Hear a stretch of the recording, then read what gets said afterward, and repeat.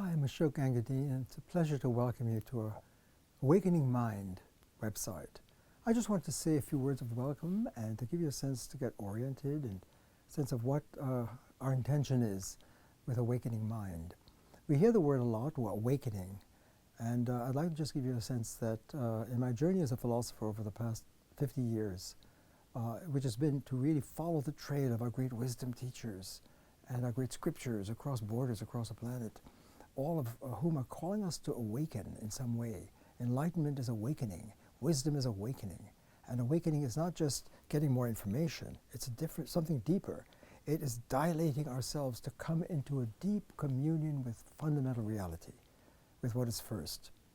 So when Buddha awakens, Buddha's breakthrough in enlightenment was to really see that if people are not getting to the deep field of reality and are objectifying themselves and each other and cutting ourselves off, we're really not, we're eclipsing the Buddha space, which was really the name in the Buddha's enlightenment, which means awakened one, to really tap more deeply and intimately the field of reality, which is an infinite field where everything is flowing and interconnected.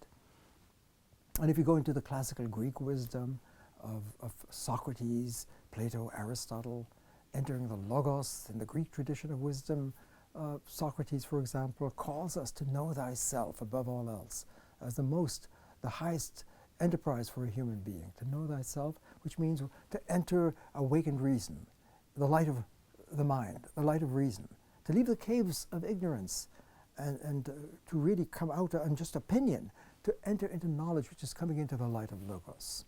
Again, so that awakening is a journey that takes us from everyday consciousness where we're seeing the world and objectifying, making sense of things. The awakening of the mind is not just getting more information or more accurate information, it's transinformational. It means somehow we go into the light directly in a direct encounter, more deeply encountered with what is first and fundamental. And so this is the theme of awakening. So Awakening Mind, which is the name of our site, is also global awakening. And what is global? The global mind is not just global in the sense of the planet and globe.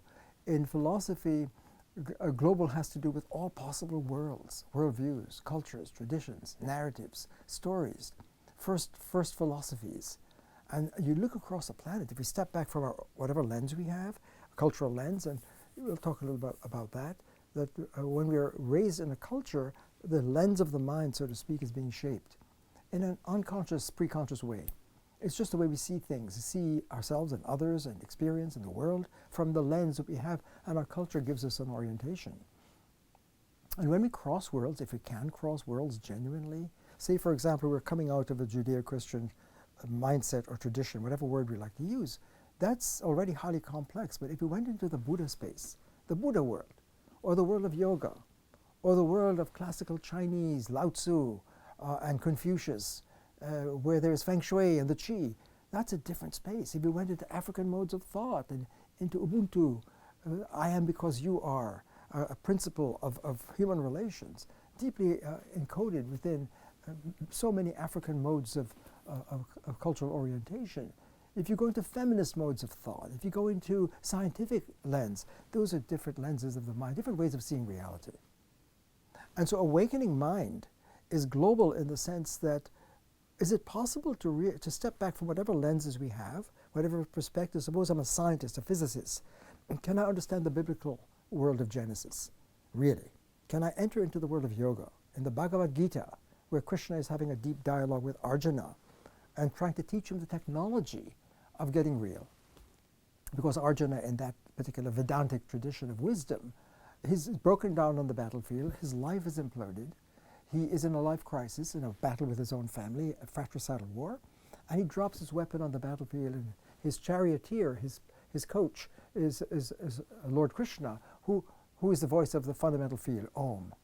The infinite field is right there embodied, having a dialogue, speaking the Om script, the Om code to Arjuna, who is the broken down everyday person, more egocentric and egological and ego-monological in his own worldview. It collapses, and it's going to happen. Wherever we are cut off from the source, there's going to be a breakdown. So at that crisis moment, the dialogue between Krishna and Arjuna, Krishna is helping Arjuna awaken the mind. And that is a profound shift.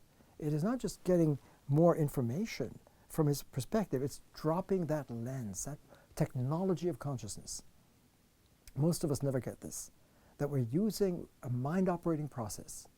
And if we're using one that cuts us off from the deeper encounter with reality, with the source, whether we call it Yahweh or Logos or Om or Tao, whatever name we use for the fundamental reality, or Allah, whatever name we use, if we're cut off from that, there's going to be suffering and dysfunction.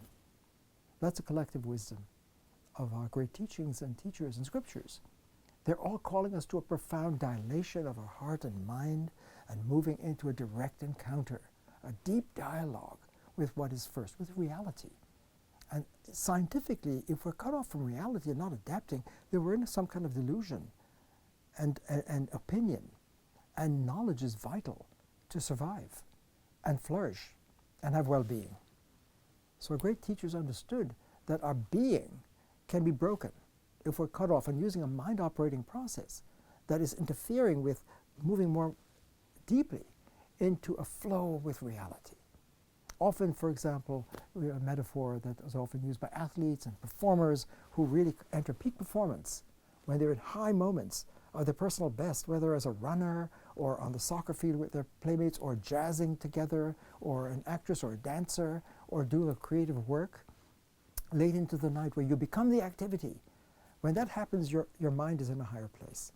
In peak performance, in peak experiences, those are examples where you're touching the field in some profound way. And so what's going on here? And are we meant to be in that space? Are we meant to be in peak performance as humans? That's what our great wisdom teachers, awakening teachers, have been suggesting across the planet. So I just want to give you a sense that in visiting the Awakening Mind site, what we're really seeking to do is to help visitors and people, students and citizens and everyday folk across the planet to understand that awakening the mind is a deep dimensional shift from our ordinary ways of thinking. We may not realize as we are raised in our culture that the mind operating process we're using, the way we're thinking, may be breaking us off from the source. And so our great scriptures and wisdom teachers and enlightened teachers were all calling us to go deeper, to let go of immature ways of thinking, ego-mental, monocentric, where we objectify ourselves and think that we're self-sourced. They see that that is a human disaster. We suffer. That was Buddha's point, that we suffer. And Krishna's therapy for Arjuna is he's suffering and broken down because he's cut off from the Om field. And Jesus is calling us to let go, die, to be born again, to enter into the Christ space. And Socrates is saying, let go of the cave and ignorance and come into the light of Logos, where we flourish as awakened rational human beings. So awakening the mind is global mind.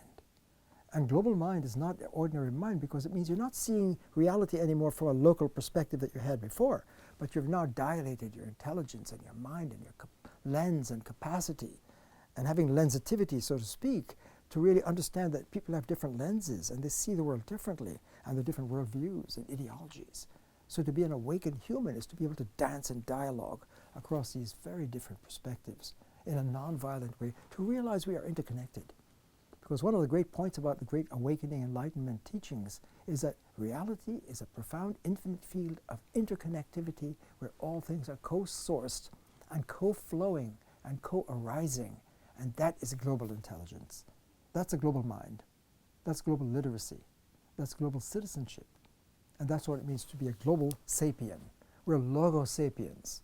We're source sapiens. We're not ego sapiens. That's one of the great messages of our great teachers and scriptures.